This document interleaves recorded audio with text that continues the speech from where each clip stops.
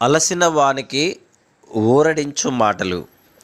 సహోదరుడు భక్తి సింగ్ గారి పరిచర్య నుండి సేకరించిన అనుదిన ధ్యానములు. ఏప్రిల్ 30.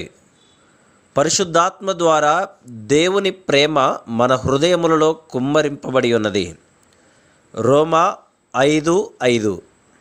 ఎవరైతే పెళ్లి చేసుకొనబోచున్నారో వారు దైవికమైన, పవిత్రమైన, ఆత్మీయమైన ప్రేమను ఒకరి ఎడల ఒకరు కలిగి ఉండునట్లు అట్టి ప్రేమను తమలో పోయవలనని ప్రభువును అడగవలను. ఇట్టి ప్రేమ శరీర ఆకర్షణల మీద, భూ సంబంధమైన ఆస్తిపాస్తుల మీద, భూ సంబంధమైన అర్హతల మీద ఆధారపడి ఉండదు. ఇట్టి ప్రేమ అంతరంగిక అనుభవము గలదై ఉండవలను. అది దేవుని వరమే. ఎఫెసీ 5:25లో ప్రభువు, పురుషులారా మీరును మీ భార్యలను ప్రేమించుడి, అటువలే క్రీస్తు కూడా సంఘమును ప్రేమించి దాని కొరకు తన్ను తాను అప్పగించుకొనెను అని చెప్పుచున్నాడు. ఇదే హెచ్చరిక 28:33 వచనములలో చెప్పబడింది. ప్రభువు మనల్ని ఎట్లు ప్రేమించెను? మనకు ఏ భాగ్యము లేదు, ఏ అర్హత లేదు.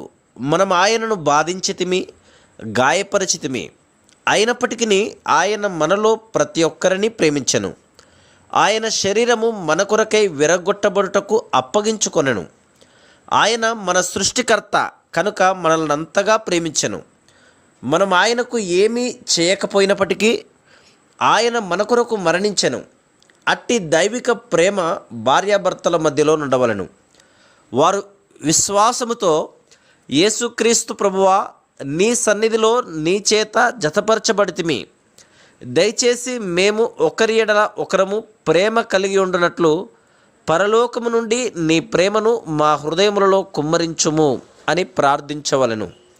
వస్తు సామగ్రి, మోటారు, కారు, ఆభరణములు, డిగ్రీలు, తక్కిన ఆస్తిపాస్తులు మొదలుగునవి సంతోషకరమైన గృహమును ఇయ్యలేవు.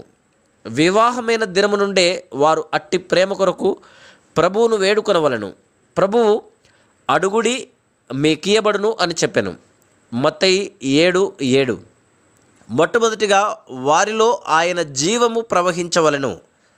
అప్పుడు పవిత్రమైన పరలోకపు ప్రేమ వారిని నిజమైన తల్లిదండ్రులుగా, స్నేహితులుగా, జతపని వారుగా, చెలికాండ్రుగా చేయును. అట్టి ప్రేమ పరీక్షలలో, కఠిన అనుభవములలో, శ్రమలలో అధికమగును.